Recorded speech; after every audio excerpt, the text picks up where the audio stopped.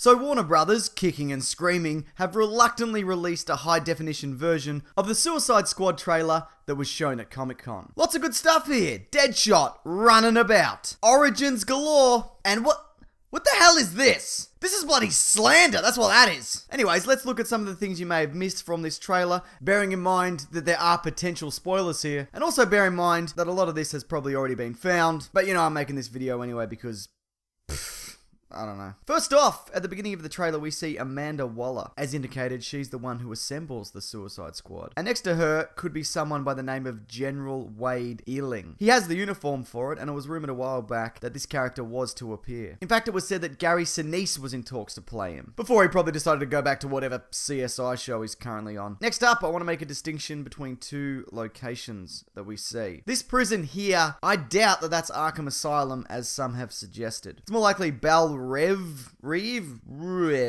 That's a French word, I don't know how to say that. Anyway, it's that prison, which is a compound specializing in keeping metahumans in check. And you know what? It seems a little bit more humane than just putting them in a box like they do in The Flash. You know, which is really saying something because this place looks like just total garbage. What a nightmare of a building. This second location here, though, I believe this is Arkham Asylum. A couple of things do point to that. The meds we see here, and the fact that the Joker has Arkham written down his pants. But more on him in a bit. I'd say the crew here is either breaking in to get the Joker, or breaking in with the Joker, or breaking out with the Joker. Three things. Is that three? I don't know. They've got a real mix of assorted masks and outfits, most of which probably don't mean anything, though we do get a guy wearing a Batman mask, similar to the design seen in the animated series The Batman, and maybe, but not likely, this goat mask is a reference to the Spirit of the Goat episode of Gotham. And definitively nothing else. Stop tweeting me pictures of it! Also, there's actually a comic book character with an eyeball for a head called Orb, but he appears in the Marvel Universe, so that's definitely not him. We also see a few potential origin stories. Deadshot and his daughter, most likely before he was imprisoned, plus Enchantress, in what looks to be a scene with her discovering the demon that ends up giving her her powers. Also, this guy here, El Diablo, one of the versions of that character, also got his powers from a demon. But I don't think that that's this version. Plus, you can't have two characters who got their powers from demons, because then you have to include a conversation that's like, oh, you got your powers from a demon also. What a coincidence. So did I. Also, could this be a power dampening cell made specifically for El Diablo and his fire powers? Yes! Or no.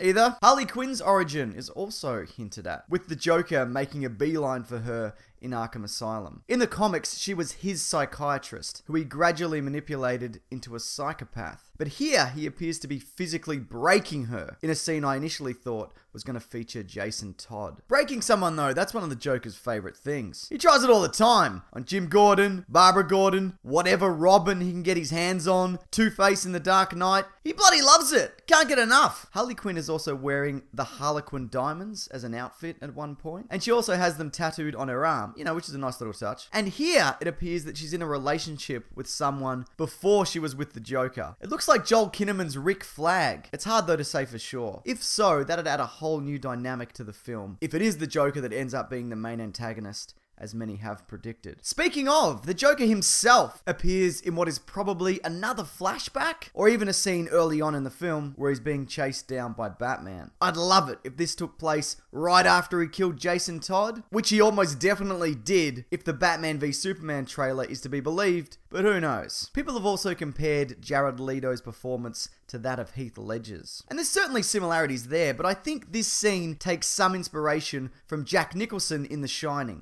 Oh, I'm not gonna kill you. I'm just gonna hurt you. Really, really bad. I said, I'm not gonna hurt you. I'm just gonna bash your brains in.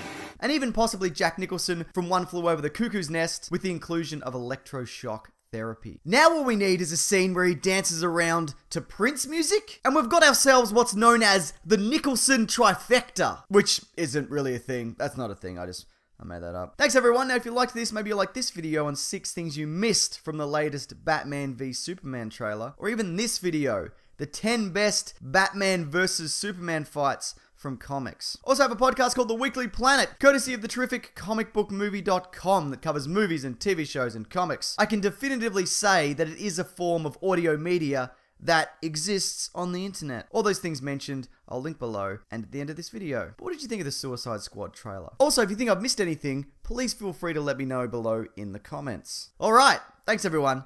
Take care.